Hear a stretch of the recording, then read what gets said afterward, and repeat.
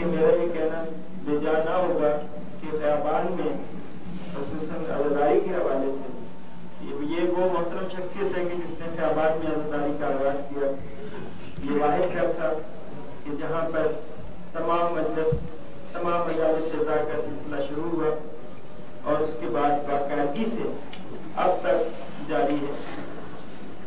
وہ کنیز زہرا جس نے اپنے گھر میں تمام معصومین کی شہادات اور دوسرے جس طرح کے جس دن ان کی وفات ہوئی اس دن بھی 28 رجب کو جو قافلہ روانہ ہوا تھا محرم اپنا کربلا کے لیے، اس کی انہوں نے اپنے گھر کے مجلس سے منعقد کی، خود بیٹھ کر حدیث قصہ کی تلاوت فرمائی اور آخری دم تک وہ کنیز زہرا سوگواری امام حسین اور دوسرا ماتم اس میں مشغول رہی.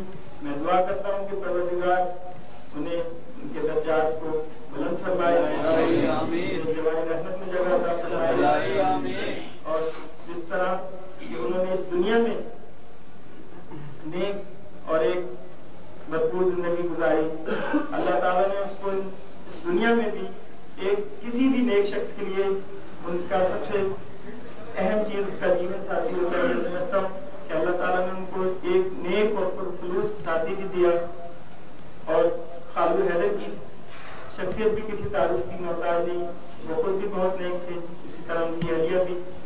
میں ان دونوں کے لیے گزارش کروں گا کہ ایک دفعہ سورہ الحمد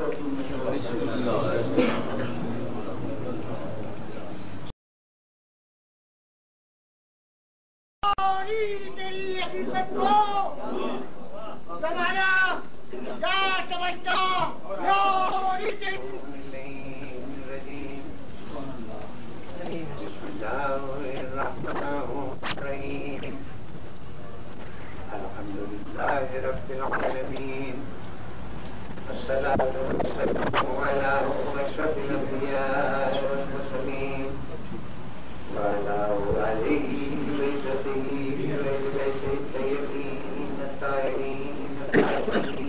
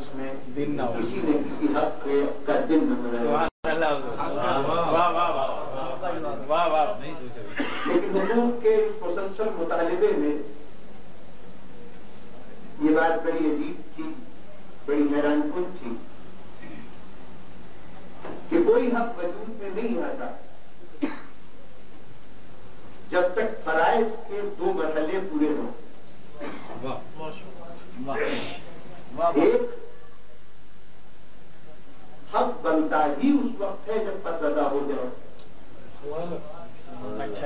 کوئی بھی حقدار کسی بھی شے کا حقدار اسی وقت بنتا ہے جب اپنے سے وابستہ فرض کو ادا کرنے. حق جنم ہی لیتا ہے، پیدا ہی ہوتا ہے ادائے فرض. تو پہلے تو جو حقدار ہے وہ حقدار بنے گا تب جب فرض ادا کر لے. اور جس پر یہ حق ثابت ہوا اسے یہ حق دینا ہے، وہ حق ادا اس وقت کرے گا جب اپنے فرض کو ادا کرے. اگر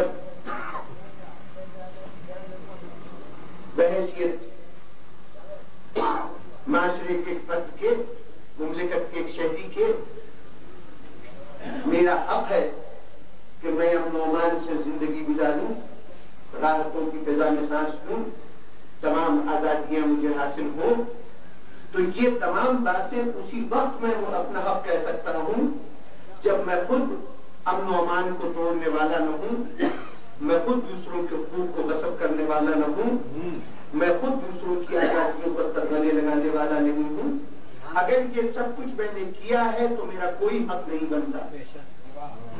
اگر میں نے فرض ادا کیا ہے تو اس صورت میں حقدار ہوں. تو میرا حق تو وجود میں تب آیا جب میں نے اپنا فرض ادا کیا. اور یہ حق ادا تب ہوا جب حکومت نے امن و امان قائم رکھنے کا اپنا فرض ادا کیا. تو حق وجود میں آتا ہے فرض کے ادا کرنے سے، حق حقدار تک پہنچتا ہے فرض کے بھی ادا ہونے سے. تو جو پیدا بھی حق فرض سے ہو، جو تقسیم بھی فرض سے ہو، اس حق کا تو دن منایا جائے. کبھی تو انسانیت اپنے فرض کا دن بھی منا لے. کیا یہ بظاہر عجیب بات نہیں ہے کہ یوم فرائض کبھی بھی نہ منایا گیا کسی بھی طبقے کا، کسی بھی گروہ کا، کسی بھی جماعت کا؟ کبھی بھی یہ سوچا جاتا ہے کہ اس کے فرائض کیا ہے اور آئیے آج ہم اس فرائض کا دن منائیں. تو اس کے بعد پھر یہ بحث چلے گی کہ حق ادا ہوتے ہیں کہ نہیں ہوتے. بغیر فرائض کی ادائیگی کے محض حق کا مطالبہ کرتا جانا خود اتنی ناحق بات ہے کہ کسی اعتبار سے اسے قابل اتنا قرار نہیں دیا جاتا. اور یہی وجہ ہے کہ اس فکر کی کجی میں، یہ بنیادی خامی تھی نا فکر کی، نتیجہ یہ کہ وہ معاشرے کہ جن کو نہ صرف اپنے اندر حقوق کی ادائیگی کے سلسلے میں ذمہ دار ہونا چاہیے بلکہ دنیا کے تمام حق نارسیدہ افراد کے حقوق کی فراہمی بھی جن کی ذمہ داری ہو، وہ معاشرہ بھی آج دنیا میں فریاد کر رہا ہے کہ ہمیں انسانی حقوق عطا نہیں ہوتے، ہمیں ہمارے بچوں کو حق نہیں ملتے، ہماری عورتوں کو حق نہیں ملتے، ہمارے معاشرے میں مزدوروں کو حق نہیں ملتے. یہ فریاد اس معاشرے میں جو اصولی طور پر دنیا کے حقوق ادا کرنے آیا.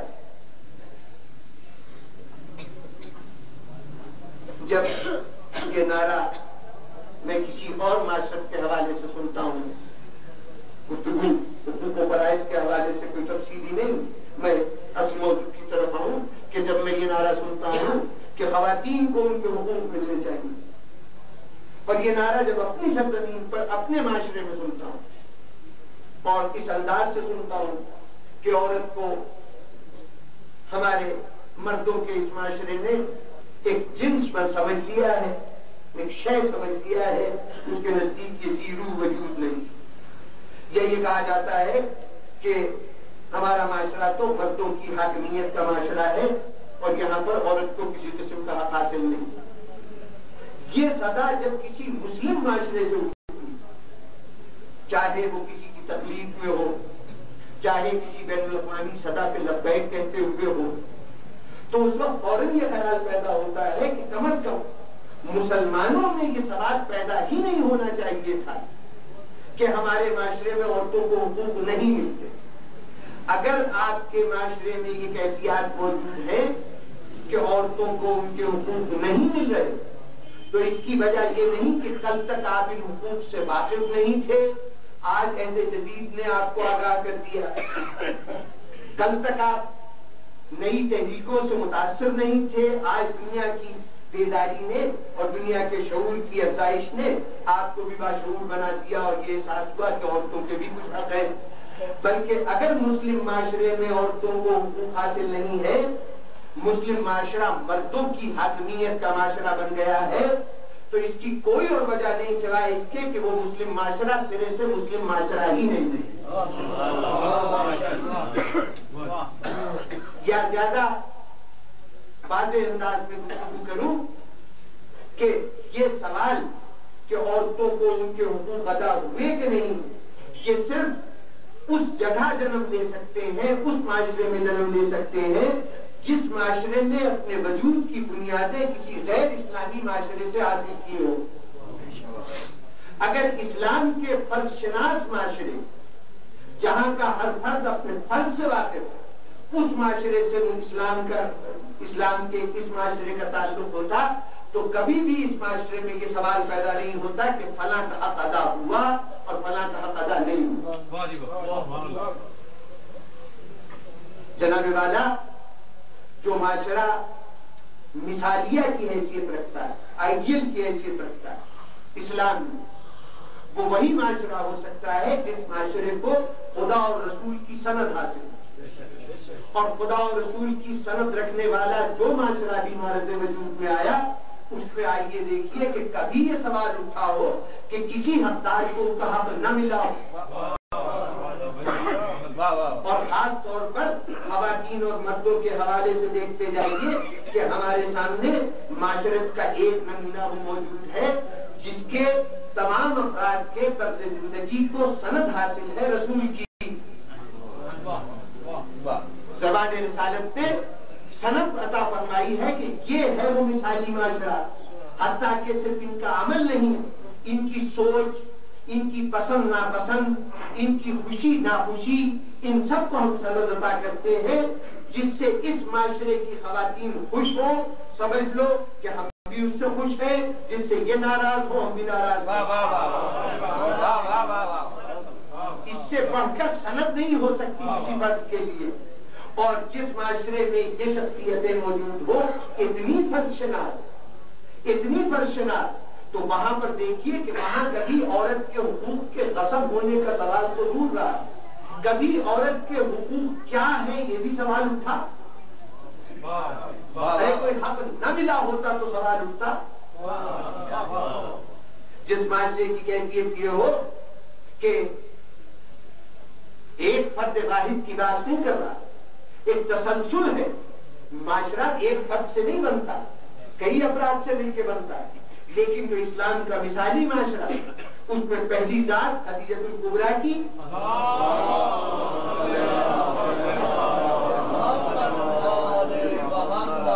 اب حق کے احساس کا یہ عالم دیکھیے کہ دنیا نے کبھی پہلے جناب خدیجہ کی فرشناسی نگاہوں میں ہو، اس سے بڑھ کر کوئی فرشناس نہیں. تو جب فرشناس ہے، اپنے فرض کو ادا کرنے والی ہے، تو ان کا حق لازماً ان کو ملے گا. لازمی نتیجہ ہے فرض کی ادائیگی کا، لازمی نتیجہ ہے کہ حق ان تک پہنچ جائے. اور حق ملا تو کیسے ملا؟ تبلیغات اسلامی سے لے کر بقائے اسلام کے جتنے مرحلے ہیں اس میں اسلامی معاشرے کو دیکھتے جائیے اور خواتین کے ادائے فرض کو بھی دیکھتے جائیے اور حقوق کے ملنے کو بھی دیکھتے جائیے. پہلا مرحلہ ہے تبلیغ اسلامی کا. پہلا مرحلہ ہے کہ دنیا لفظ اسلام سے واقف ہونے جا رہی ہے. پہلا مرحلہ ہے کہ جب اللہ کا پیغام دنیا میں پہنچنے جا رہا ہے. اللہ کے حبیب کو عالم تنہائی میں پہلا پیغام ملا غار حرا میں. اب اگر یہاں پر دنیا صرف اس ایک واقعے کو سامنے رکھے تو یہ سوچے کہ اسلام کے اندر عورت کی حیثیت کیا ہے کہ کائنات کا سب سے بڑا راز منکشف ہو رہا ہے ایک ذات پر. کائنات کی سب سے بڑی حقیقت سے پردہ اٹھ رہا ہے ایک ذات کے سامنے.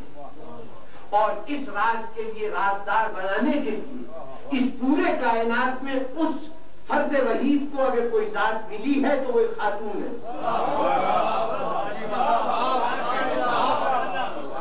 जनाबे वाला ये मामूली बात नहीं है। अभी शुअरा कलाम सुना रहे थे, इनसे कहिए कि इस बाशऊर और सुखन महल मजमे के बजाय गली में अगर कहीं कुछ मजदूर मेहनत कश रात दिन सिर्फ जिस्मानी मेहनत से रोटी कमाने वाले लोग, जिन्होंने एक लफ्ज कभी तालीम हासिल नहीं की और शेर को समझने की बिल्कुल इस्तेदाद नहीं रखते, चाहिए बहुत बड़ी तादाद जहाँ आरिफ इमाम साहब रहते हैं उस गिरदोनवा में आजकल तामीरात बहुत हो रही है, उनकी तादाद को जमा कर लिया जाए तो एक एक तामीरी मकाम से, एक एक तामीरी मरकज से इस मजमे से ज्यादा अफराद मिल जाएंगे, उनको अपना शेर सुना दे। लेकिन फौरन ये बुजुर्गों के कौल का हवाला देंगे कि शायद दो चीज में शिकनत उससे शेर तहसीन नाशनास उसके सुखन शनास नहीं चाहते कि किसी नाशनास तक कलाम पहुंचे।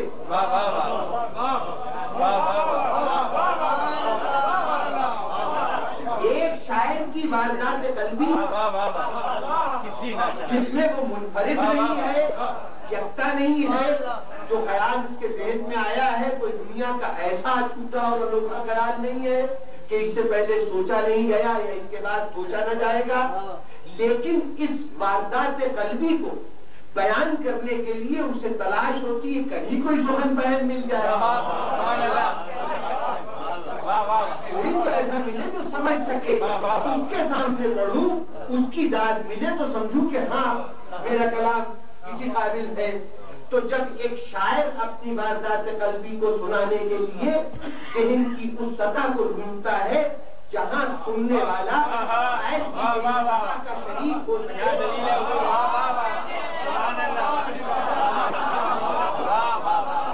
जहाँ वो उसी तरह से महसूस कर सके जिस सतह पर वो बात कही गई है। अब सोचिए कि कायनात का आखिरी रसूल दुनिया के सबसे बड़े पैगाम को लेकर वसूल पाकर पहली मर्तबा जो उसके वारदात कल्बी है, जो कैफियत है, वो ऐसी कैफियत है कि इससे पहले कायनात में किसी शख्स बशर को ये तजर्बा नहीं हुआ, ये मकामे हुसूल इल्म किसी और को हासिल नहीं हुआ, जहाँ इंकिशाफ के नशे से सरशार होकर उसको रसूल निकला है किसी हम दौर हम फहम हम सुखन की तलाश में, और उसको मिलता है पूरी कुर्रे अर्ज पर इजाज तो वो खातून की दाद है।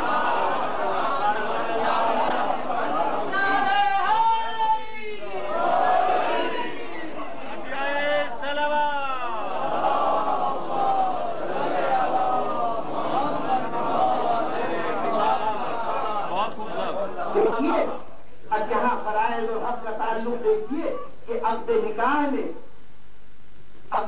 ने शरीक जिंदगी करार दे दिया था। अब शरीक जिंदगी के फराइज की अदायगी का ये आलम है कि अब रसूल उसको शरीक जिंदगी ही नहीं शरीक रिसालत राज और रिसालत भी बना रहा है।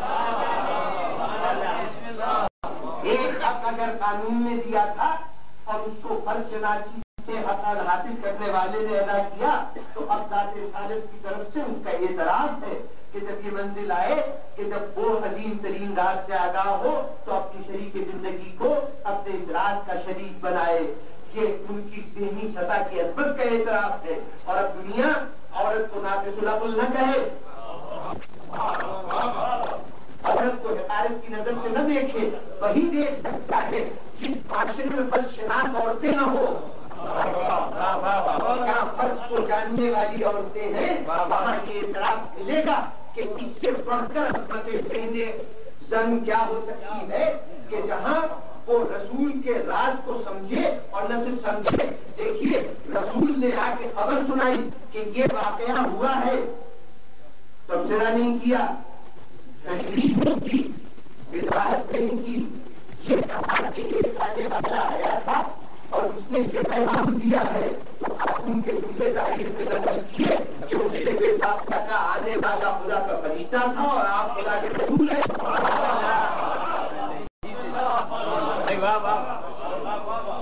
जवान रिसालत से ही जुमले नहीं कह गए कि मेरे पास फरिश्ता आया था और खुदा का कलाम लाया था, लेकिन जनाब खदीजा का ये इकरार करना कि वो खुदा का वो फरिश्ता था یہ کلام خدا کا کلام ہے، آپ خدا کے رسول ہیں، یہ بتا رہی ہیں کہ رسول کا اعتماد اپنی شریک زندگی خاتون پر بھیجا نہیں تھا. اتنا شعور تھا کہ ادھر سے اشارے ملے، پوری داستان کو سمجھ جانا، پوری حقیقت کو جان لینا کہ ان کے بیدار شعور کا نتیجہ تھا. یہاں پر ادائیگی حق کا یہ عالم، اور جب تجدید اسلام کا مرحلہ آیا تو اب ایک دوسری خاتون ہمارے سامنے آئی کہ خدیجہ کی بیٹی فاطمہ تھی.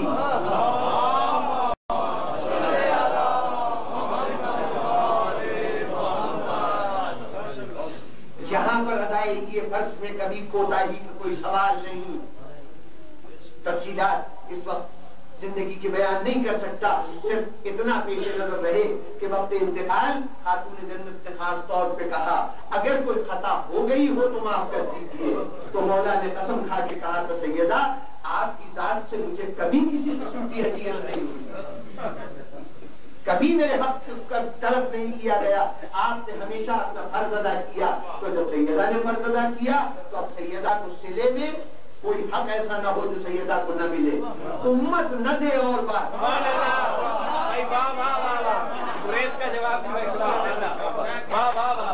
خدا اور رسول کی طرف سے سیدہ کا کوئی حق باقی نہیں ہے.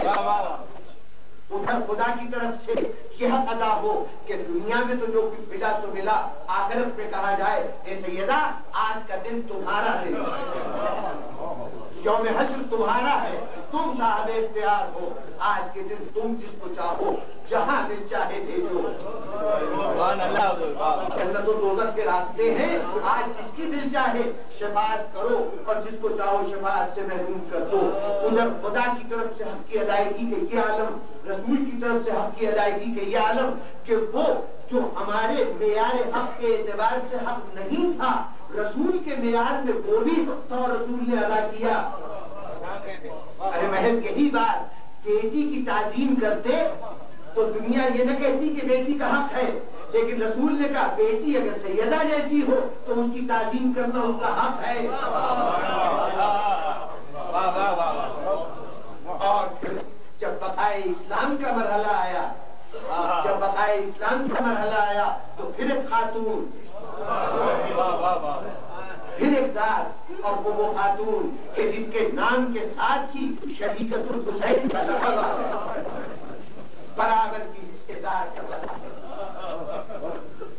برابر کی حصے دار.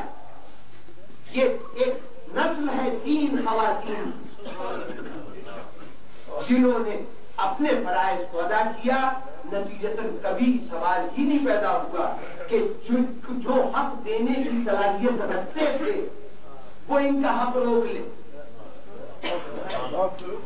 وہ کمزور جو صاحب اختیار نہیں تھے وہ اپنے طور پر غاصب حق بنتے رہے، وہ اور بات. بااختیار نے کبھی حق نہیں روکا، جن سے متعلق فرض تھے انہوں نے حق ادا کیا. اور نتیجتاً اب دنیا دیکھتے، یہ بات میں صرف 3 شخصیتوں کے حوالے سے نہیں کر رہا بلکہ توجہ کے ساتھ کرتا ہوں کہ دنیا دیکھ لے کہ آج مسلمانوں کے اندر معاشرت کے جتنے انداز ان کے باہر تو 3 فرض شناس خواتین کے ماننے والوں کا معاشرہ الگ ہے، اور کافی شخصیتیں جنہوں نے یا ان 3 خواتین کو نہیں مانا یا ان کو ثانوی حیثیت دے کر مانا، ان کے معاشرے کو دیکھیے. نتیجہ کیا ہوتا ہے؟ اگر کہیں وراثت کا سوال ہو کہ عورت کا حق وراثت میں کتنا ہے تو دنیا پکار اٹھتی ہے کہ صرف اسی معاشرے میں ہے جہاں پر شناس عورتیں تھیں.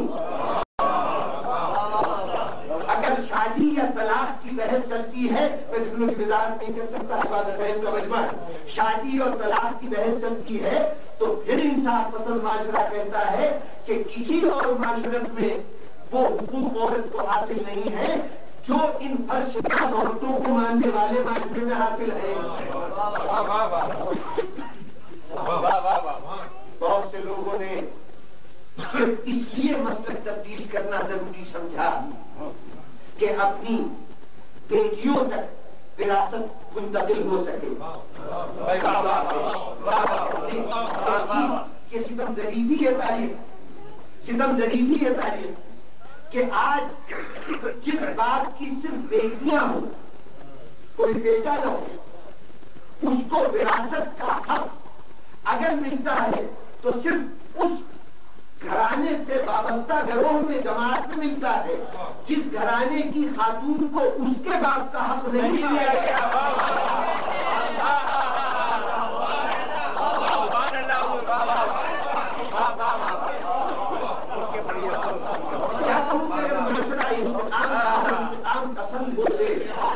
اگر ہمارے نظریات کی بنیاد رد عمل پر قائم ہوتی، اگر ہم اپنے افکار کو یہ دیکھ کر مرتب کرتے کہ زمانے نے ہمارے ساتھ کیا سلوک کیا ہے، تو یقیناً ہمیں حق پہنچتا تھا کہ ہم کہتے کہ اگر رسول کی بیٹی کو اس کا حق نہیں ملا تو دنیا میں کسی بیٹی کو حق نہیں پہنچتا کہ وہ حق کا تقاضا کرے۔ لیکن اللہ رسول کی وہ بیٹی کہ جس نے اپنا حق مانگ کر قیامت تک اپنے ماننے والوں کو بیٹی کے حق سے آگاہ کر دیا۔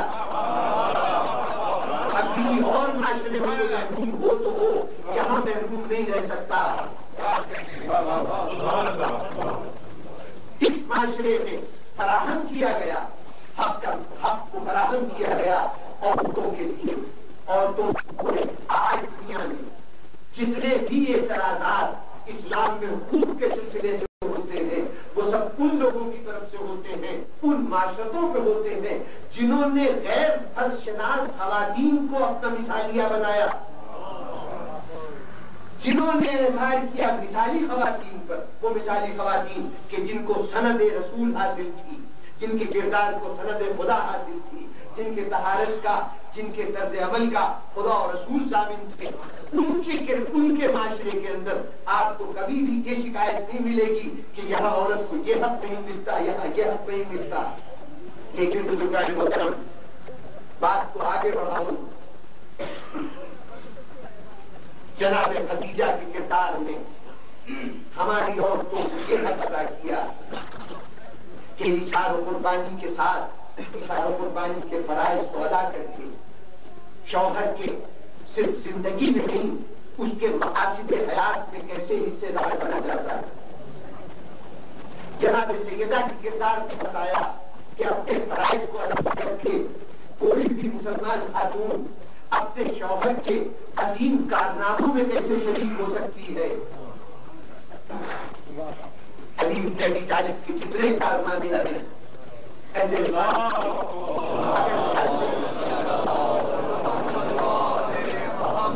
گھر میں سیدہ جیسی علی کے فکر خاتون نہ ہوتی تو شاید علی کے لیے اگر گھر کے مسائل بھی اسی طرح پیچیدہ ہوتے جیسے باہر کے مسائل تھے تو شاید علی کے لیے بڑا دشوار ہو جاتا ہے دو کشتیوں کا سفر کرنا۔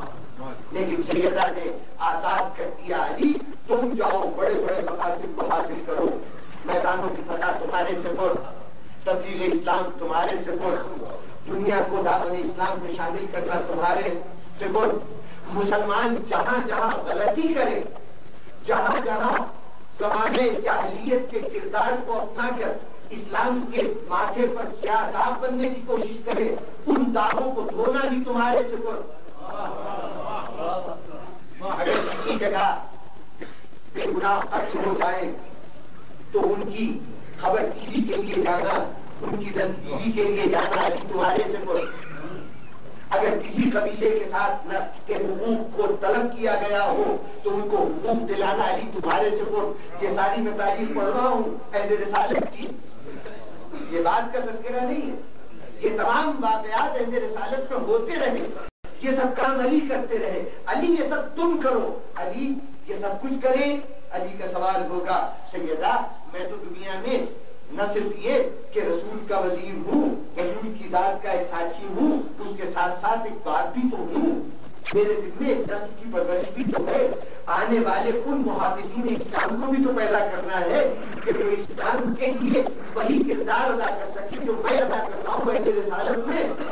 سیدہ نے کہا تم اپنا کردار گھر کے باہر ادا کرتے رہو، تمہارے جیسی اولاد بنا دینا میرا کام ہے۔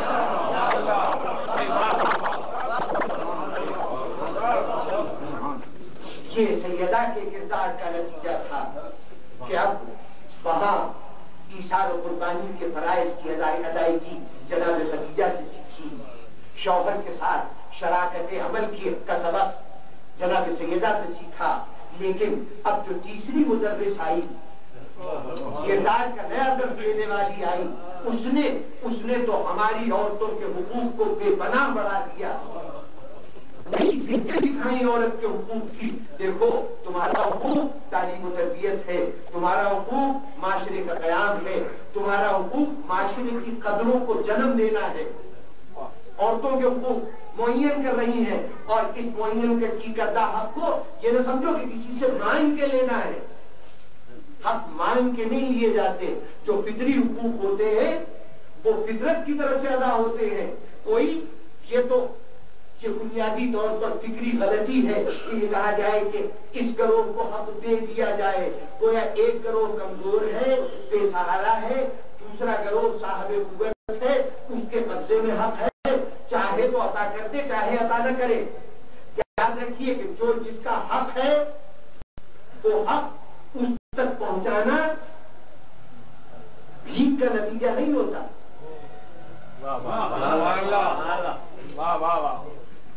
بات پھیل جائے گی۔ جناب امیر نے کہا، ایک جگہ ارشاد فرمایا کہ تمہیں کوئی غلام کیوں بنائے، تمہیں کوئی غلام کیوں بنائے جبکہ اللہ نے تمہیں آزاد پیدا کیا۔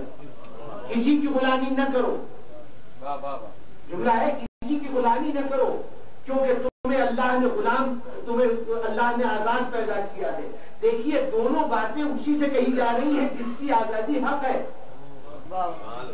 تم کسی کی غلامی کیوں کرو جب تمہیں اللہ نے آزاد پیدا کیا ہے، یعنی اللہ نے آزادی کا حق تمہاری ذات سے بطور تمہاری فطرت کے رکھا ہے، اور جب تمہاری فطرت کے تحت رکھا ہے تمہاری ذات سے تو یہ حق دنیا کی کوئی طاقت چھین سکتی ہی نہیں۔ غلام بنو گے تو تم بنو گے، آزاد رہو گے تو تم رہو گے، یہ نہیں ہو سکتا کہ کوئی کسی کو غلام بنا لے۔ بدقسمتی سے اسلام کی فکر کو اس کے صحیح حوالے سے سمجھا ہی نہیں جاتا۔ کوشش یہ کی جاتی ہے کہ گاڑی کے پیچھے گھوڑا باندھا جائے اور پہلے کچھ مفروضے تسلیم کر دیے جاتے ہیں، بات اس سے آگے چلتی ہے۔ جب حقوق مانگے جائیں، جب کہا جائے کہ یہ میرا حق ہے مجھے دے دو، اس کا مطلب ہے حق کوئی چیز ہے جو جدا بھی کی جا سکتی ہے اور عطا بھی کی جا سکتی ہے۔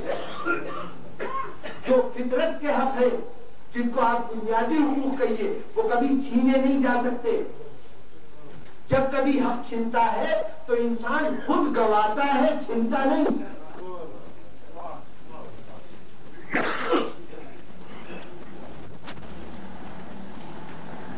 جناب امیر نے ایک اور جگہ کہا، رات کو امام کے جملوں کے حوالے سے کہوں تاکہ جلدی سے منزل حاصل ہو جائے۔ امام نے فرمایا کہ عبادت کی 3 صورتیں، ایک عبادت وہ ہے کہ جو شوق جنت میں کی جائے، ایک عبادت وہ ہے جو خوف دوزخ سے کی جائے، ایک عبادت وہ ہے جو خدا بلائے کہ عبادت سمجھتے ہوئے عبادت کی جائے۔ جو شوق جنت پہ عبادت کی گئی وہ تاجروں کی عبادت، نفع نقصان والوں کی عبادت۔ جو عبادت خوف دوزخ میں کی جائے وہ خداوں کی عبادت، اور جو خدا کو لائے کہ عبادت سمجھ کر عبادت کی جائے وہ آزادوں کی عبادت۔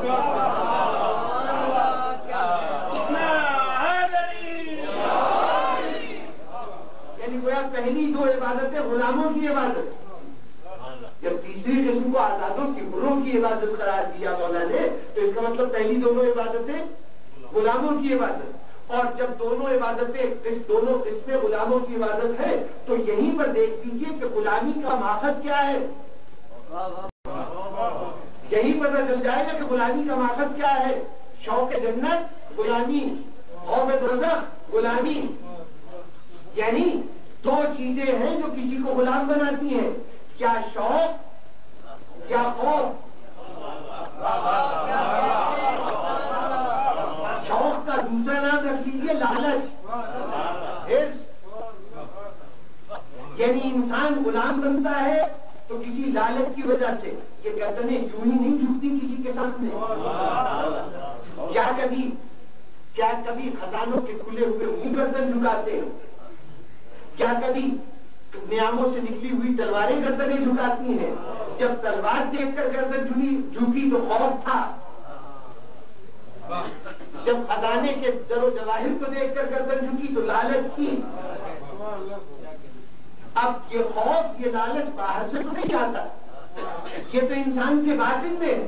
تو اے انسان، تو نے جب گردن جھکائی، کیا اپنے خوف کی وجہ سے جھکائی، کیا اپنی لالچ کی وجہ سے جھکائی؟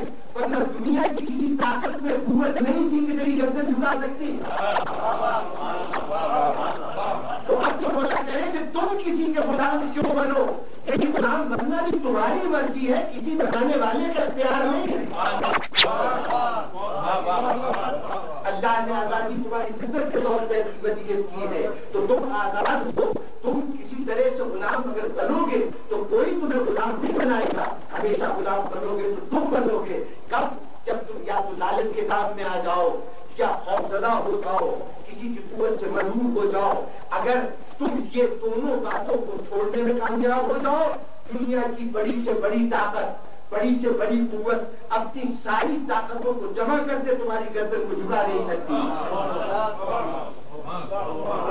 میں چاہوں تو گفتگو کو منزل تک پہنچا دوں، بات اختتام تک آ گئی، لیکن میرا معقول ضمیر پوری طرح واضح نہیں ہوگا اگر دو جملے نہ کہوں کہ ہم نے جس نے معاشرت کو قائم کیا ان مثالی خواتین پر کہ جو فرشناس خواتین تھیں، اس معاشرے نے ایک ایسا خواتین کا کردار ادا کیا کہ اس کے یہاں نہ وراثت کے جھگڑے میں کسی قسم کی حق تلفی کا امکان، نہ معاشرے میں فرائض کے میدان میں شراکت کے اعتبار سے حق تلفی کا امکان، انفرادی رویے الگ، اجتماعی طور پر نظام میں کوئی ایسی خرابی نہیں کہ جہاں خواتین کے حقوق کو غصب کیا جائے اور اس کے بعد ایک ایسا حق ادا کیا گیا، ہماری خواتین کو ایک ایسا حق ادا کیا گیا کہ دنیا کی تمام خواتین میں باعتبار حقوق سب سے ممتاز ہو گئی یہ خواتین۔ وہ حق کیا تھا؟ وہ حق جناب زینب نے ادا کیا تھا، اور وہ حق کیا تھا کہ دیکھو فرش عزائے حسین بچھا دیا جناب والا، فرش عزائے حسین بچھانا یہ معمولی فرض نہیں ہے، یہ خاتون کا فرض بھی ہے، اور اسی کے ساتھ کتنے حقوق ملے۔ اس فرض سے عورت کو وہ عظیم کردار حاصل ہوا معاشرے میں، صرف فرش عزائے حسین بچھانے سے وہ عظیم کردار حاصل ہوا کہ جہاں عورت انسان کی زندگی میں اس دنیا کے تمام مراحل سے لے کر آخرت کی نجات تک تمام چیزوں کی باغیں عورت کے ہاتھ میں آ گئی۔ جناب والا، سنت زینب پہ چلتے ہوئے جس بی بی نے فرش عزائے حسین بچھائی، اب وہ بی بی کوئی معمولی بی بی نہیں، وہ معاشرے کی کوئی معمولی فرد نہیں۔ ذرا اس کی اہمیت کا اندازہ لگائیے۔ اس مجلس میں، اس فرش عزائے حسین میں بچے سیکھ رہے ہیں ہمیں کیا ماننا ہے، جان رہے ہیں ہمیں کیا کرنا ہے۔ بڑے کتنے معاشرتی پہلو ہیں جن کی تربیت حاصل کر رہے ہیں، اٹھا کیسے جائے، بیٹھا کیسے جائے، احترام کیسے ہو، ایک دوسرے کے ساتھ روابط کی نوعیت کیا ہو، ایک دوسرے کی خوددرد کی کیا کیفیت ہے، نظم و ضبط کی کیا کیفیت ہے، ایک وقت معینہ پہ آئے، ایک خاص انداز سے بیٹھے، نہ کسی کو ہدایت دینے کی ضرورت، نہ کسی کو سمجھانے کی ضرورت، یوں آنا، یہاں بیٹھنا، یہ تمہاری جگہ ہوگی، کسی جگہ کوئی چٹیں نہیں لگی ہوئی، کسی کے نام کے لیبل نہیں لگے ہوئے، ہر شخص جانتا ہے مجھے کہاں بیٹھنا ہے، کہاں جا کے کیا کرنا ہے، کب تک بیٹھنا ہے، بیٹھنے کے دوران کیا طور طریقے ہوں گے، کس وقت اٹھ جانا ہے، کس وقت اٹھ کر کس طرح زیارت پڑھنی ہے، زیارت پڑھنی ہے تو لوگ کدھر ہونا چاہیے، بتائیے۔ یہ پورے نظم و ضبط کا مکمل نظام، یہ انداز زندگی کے تمام پہلوؤں کو سمیٹے ہوئے یہ طرز حیات یہ کس نے سکھایا ہے؟ اسی فرش عزائے نے سکھایا ہے نا، اسی نظم و ضبط نے۔ ابھی ایک جملہ آپ نے سنا تھا، ایک مصرع سنا تھا کہ کربلا ایک ثقافت ہے، زندہ ثقافت ہے۔ ذکر کربلا، کربلا تو ثقافت تھی ہی، ذکر کربلا ثقافت ہے، ثقافت نہیں ہے ذکر کربلا، ثقافت ساز ہے ذکر کربلا، تہذیبوں کو جنم دیتی ہے، فنون کو پروان چڑھاتی ہے، مزاج بناتی ہے، شخصیتوں کی تشکیل کرتی ہے. کتنے فنون ہیں جو جنم دیے ہیں صرف عزاداری حسین نے. اپنے طور پر ایک پورا موضوع ہے کون کون سے فن پیدا کیے ہیں اس فرش عزا نے.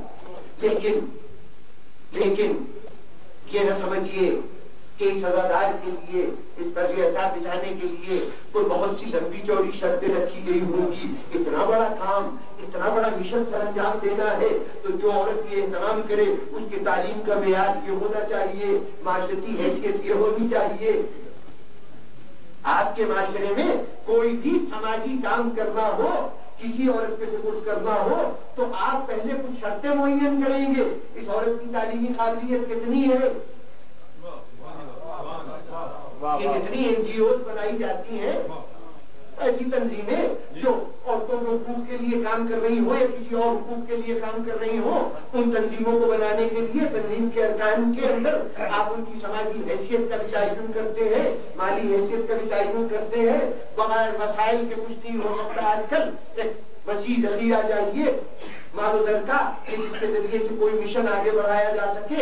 یہ عجیب و غریب مشن ہے اور عجیب و غریب چلانے والی خواتین ہیں. مردوں کی مجلسوں کا ذکر نہیں، میں تو اس پر شہزا کی بات کروں جو جناب زینب کی تاثیر ہماری مائیں اور بہنیں بچھاتی ہیں. یہ فرش بچھانے والی خواتین، ان میں سے ذرا دیکھیے تو صحیح کہ یہ کون سی خواتین ہے. کوئی اعلیٰ تعلیم یافتہ ہونا ضروری نہیں، معاشرے میں کسی بلند مقام کا ہونا ضروری نہیں، ان کا مال و زر کا مالک ہونا ضروری نہیں. کسی بھی طریقے سے صحیح ایک فرش بچھا لیا، بیویوں کو اطلاع دے دی، مجھے خبر ہو جائے تو اب سننے والے یہ نہیں دیکھیں گے حیثیت کیا ہے. عجیب انتظام ہے اس نظام کا. اب اچانک لوگ اس دستگاہ میں آنا شروع ہو گئے، فرش عزا آباد ہو گئی. اور جب کسی بیوی نے یہ عمل کیا تو اب ہم نے تو معاشرت میں مقام دیے ان کی حیثیتیں معین کر کے، ان کے مختلف صفات و خصوصیات سے، لیکن عزاداری نے اس بیوی کو کیا مقام عطا کیا؟ میں ممبر سے اعتراف کروں گا، مجھے ذاکر کے وہ فضائل نظر نہیں آئے، ذکر حسین کرنے والے کے وہ فضائل نظر نہیں آئے جو اس کے فضائل نظر آئے جو عزادار حسین. اس لیے کہ عجیب اتفاق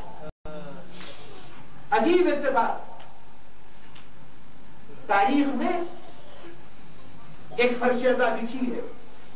حجرہ رسول جبرائیل آ کے واقعہ کربلا بیان کر رہے، رسول سن رہے. جبرائیل ذاکر ہے، فرش عزا بچھانے والا رسول ہے.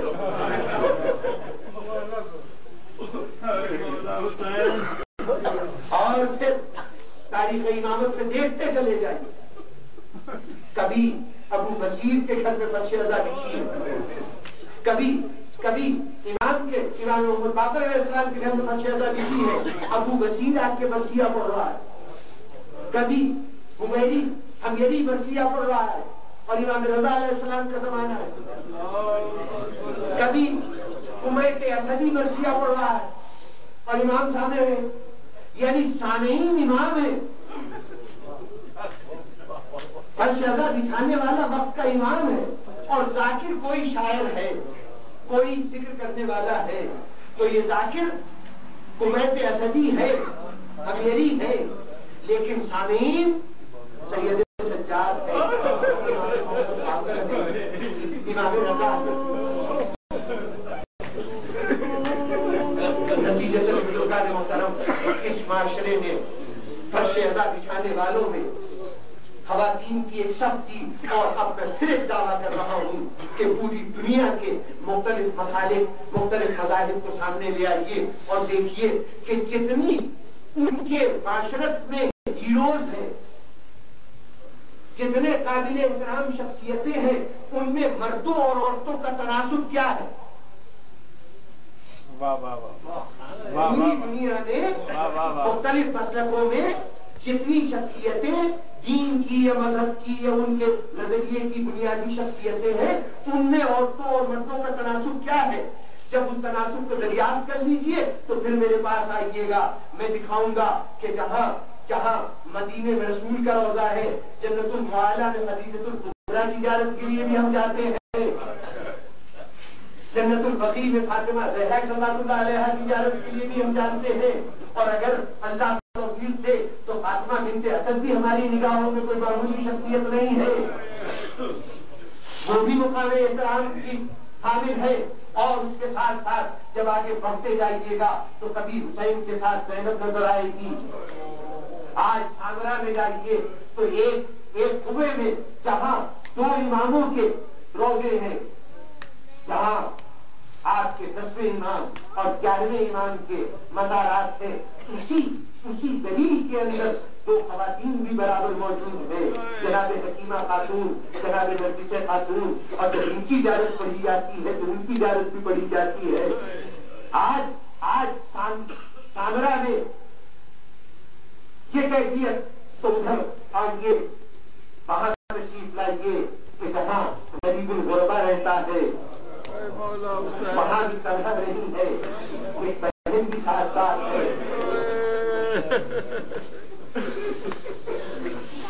اتنی محترم خواتین کی فہرست، اور اب بہن کا ذکر آ گیا تو کیوں نہ کہوں عجیب و غریب بستی میں جناب مفتی تعصب کی بیٹی جس کا نام فاطمہ تھا،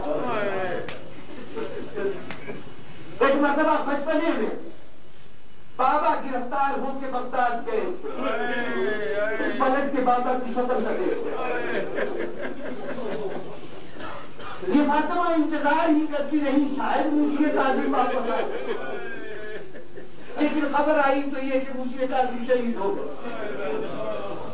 پھر باپ کے صدمے کو اٹھانے والی مدینے میں ٹھہر کر بابا کا انتظار کرنے والی یہ فاطمہ، ایک مرحلہ آیا کہ بھائی رخصت ہو گئے، باپ کے جانے میں اور بھائی کے جانے میں فرق تھا، باپ قیدی بن کے گیا،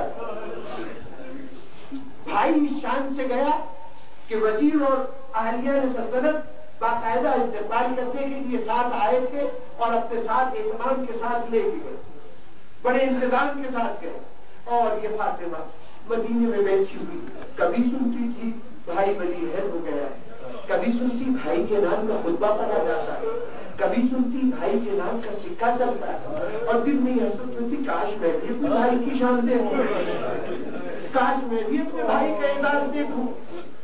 چنانچہ بھائی تو نہ آیا، بہن بھائی کی تلاش میں نکل کھڑی تھی، ایک جملہ کہوں، اے مدینے کی فاطمہ کیا تمہارا یہ مقدر ہے؟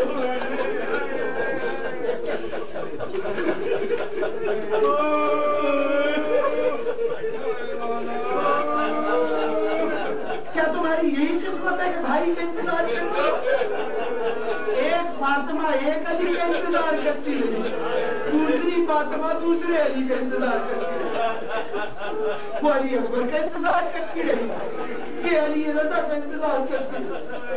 جب دیکھا بھائی نہیں آتے بہن روانہ ہوئی، قافلہ ترتیب دیا گیا، چند لوگ جرمت بزرگان محترم قافلہ ترتیب دیا گیا، چلتے چلتے حدود عرب ختم ہوئی، عراق کی سرحدیں پیچھے رہ گئی، حدود ایران میں داخل ہوئی، اور ایک منزل قم کی آئی کہ جہاں پورا شہر استقبال کے لیے آیا، نبی راضی آئی، نبی راضی ہمارے شہر میں آئی، استقبال کے لیے سارے لوگ آئے، تمام جتنے مرد تھے وہ بھی آئے، جن کی عورتیں تھیں وہ بھی آئیں، لیکن اعتبار یہ رکھا گیا کہ مرد پیچھے رہیں گے، تمام ہفتے کی عورتیں آگے کی طرف آئیں۔ شہزادی ہم آپ کے استقبال کے لیے آئے ہیں، بی بی ہمارے شہرات تشریف لائی ہیں، ہمارے گھروں میں قیام کیجیے، آپ کا آنا ہمارے لیے باعث برکت ہے۔ عورتوں نے چاروں طرف ہماری گرد پردہ کیا، ایک خیمہ لگایا گیا، نبی جادی کو اتارا گیا، اس خیمے میں لے جا کے ٹھہرایا گیا، لیکن اس تمام استقبال میں ایک عجیب کیفیت تھی۔ جناب فاطمہ بنت امام حسن امام موسی کاظم بار بار یہ محسوس کر رہی ہیں کہ لوگوں کے لب و لہجے میں سوگواری ہے، ہر شخص سیاہ پوش ہے، سر سے پیر تک کالے کپڑے پہنے ہوئے ہیں۔ ایک مرتبہ خیمے میں جا کے اطمینان سے بیٹھی تو بیویوں سے کہا کہ بیویوں کہ تم لوگ سیاہ پوش کیوں ہو؟ کیا تمہارا کوئی لڑا پڑ گیا ہے؟ तुम्हारा तो बड़ा बन गया है। बीवियां जवाब रोने लगी। आखिर रोती हुई बीवी उठी, बाहर जाके जो अमीर शहर था उसको इत्तला दी, जो सरदार शहर था उसको इत्तला दी कि बीवी पूछ रही जब से आप क्यों है, वो लोग क्या जवाब दे। वो बाहर आया, आके दरवाजे के बाहर खैमे के बाहर खड़े हो गए। उसने कहा शहजादी मेरा सलाम कबूल लो, बीवी मेरी तरफ से अपने भाई की राजियत इतना जुमला था कि भाई दुनिया में नहीं, बस एक जुमला जबान से आया, अरे मेरा भाई उस वक्त कोई अपना करीब नहीं था, मेरा भाई आलम तन्हाई में दुनिया हो गया, कोई अपना करीब नहीं था। ये कह के बीवी को बशीदारी हुई। कुछ देर के बाद फिर बेदार हुई, फिर जवान पे जुमला मेरा भाई तन्हा था, फिर कश खा गई, फिर बेदार हुई, फिर यही जुमला मेरा भाई गरीब था, वतन था। याद करती जाती थी गुर्बत को, बार बार रोती थी, कश खा जाती थी, हत्ता के 3 दिन गुजरे, इसी आलम में दुनिया से चली गई। मैं सिर्फ एक जुमला कह के उर्दू खत्म करूंगा। ऐ फातिमा बिन्ते मुशीयत आज़िम, आप भाई की आलम गुर्बत में मौत की खबर सुनकर बर्दाश्त न कर सकी, रूह कब्र अंदरी से परवाज कर गई, जबकि खबर देने वालों ने इज्जत को एहतराम करना चाहिए। बीवी आइए जन्नत को करबला में भाई के मरने की खबर कैसे आई? भाई की खबर लाने वाले कौन थे? कुछ लोग आए जरूर, लेकिन कैसे कहने के बाहर अदब से खड़े होते नहीं, हाथों में नेज़े लिए हुए थे, घोड़ों को दौड़ाते हुए खेमे में दाखिल हुए। इस आलम में बीवी को खबर हुई, लेकिन बुजुर्गाने मतलब यहाँ पे जुमला कहूंगा कि बीवी खबर तो चलिए यूं मिली थी, लेकिन जनाबे फातिमा रो रही थी कि मेरा भाई आलम गुर्बत में मारा गया, कोई अपना भी उसके पास नहीं था। लेकिन बीवी को ये तो मालूम हो गया था ना कि पूछ तो बड़े एहतमाम से जनाजा उठा था, बादशाह बस्ती जनाजे में शामिल था, पाक राजा हजारों घोड़ा शामिल थे, पूरे शहर का मजमा शामिल था। इसके बावजूद ये शिकायत है कोई अपना नहीं था।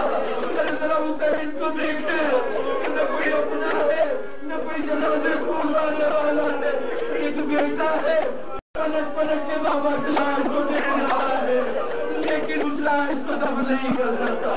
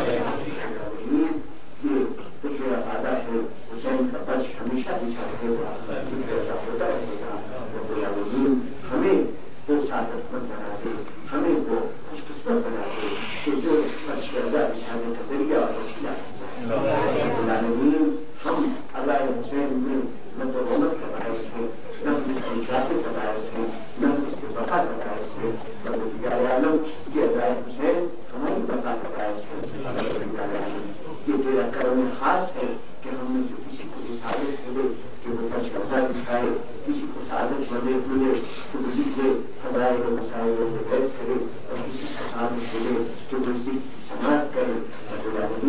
इस साधक में हमें हमेशा हिस्सेदार बनाए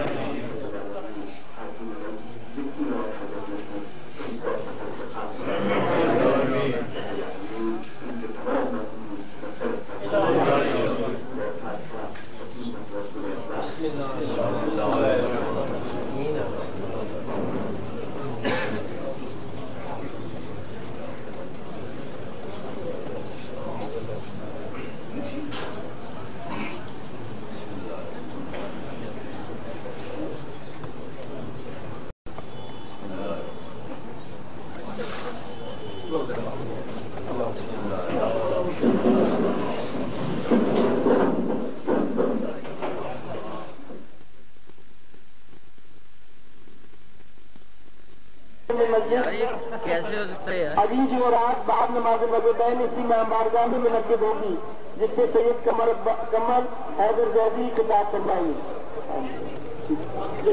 तनवीर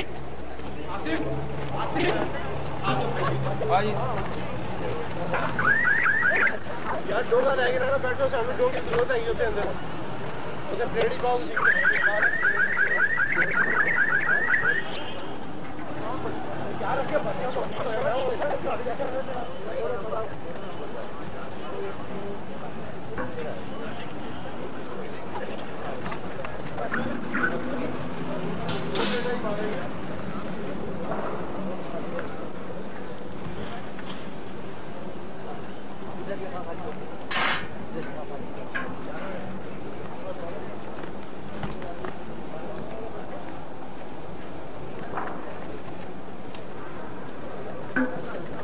क्या बनाया जा रहा है यार मेरी? फिर वापस आ रहे क्या कर रहे हैं?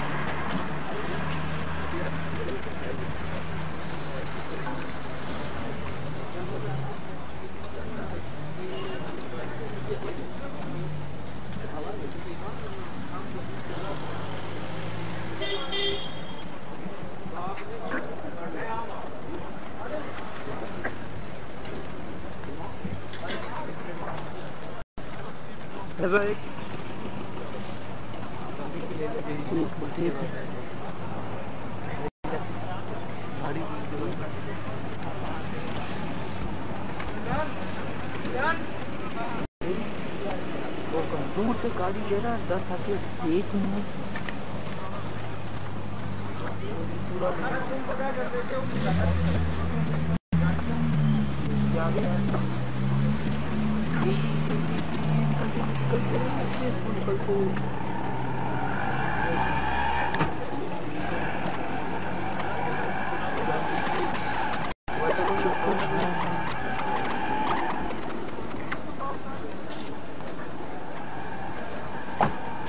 ये साइड यहाँ तक नहीं, जो कह रहा हूँ ये गाड़ी भी अब मुड़ जाएगी। वाइट एंगल में रखना ले लिया।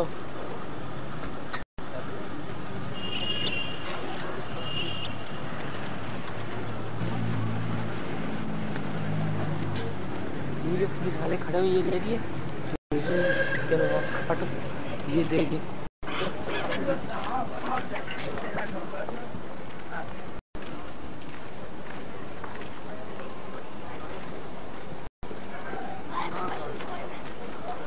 देखिए ये जो गाड़ियाँ खड़ी हैं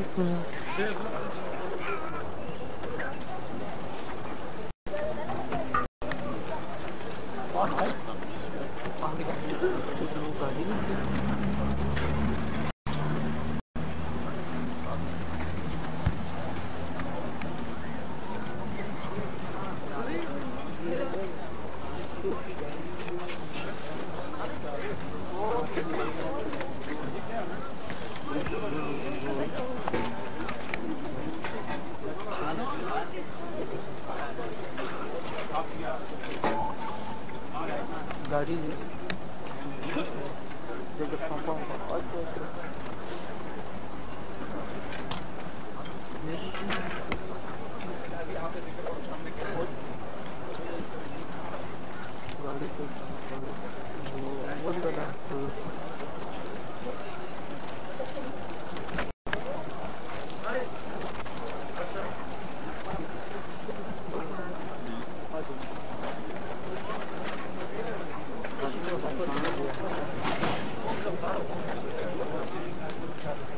यहाँ पे भी